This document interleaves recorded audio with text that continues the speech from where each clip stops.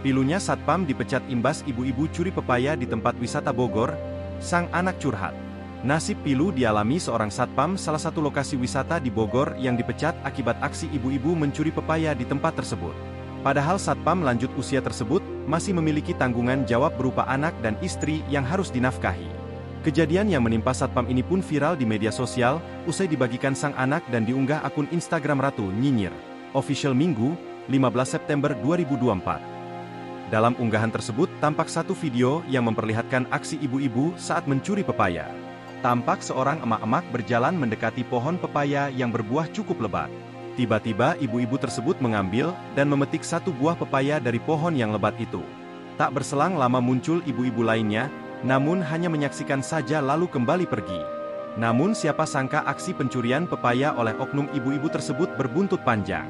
Satpam yang bertugas pada hari tersebut akhirnya diberhentikan lantaran aksi pencurian itu. Akibat dari pemecatan itu, anak dari Satpam pun mengeluhkan soal nasib keluarga mereka yang terimbas.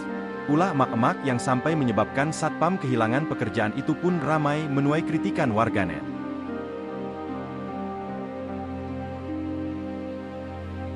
Download Tribun X sekarang, menghadirkan lokal menjadi Indonesia.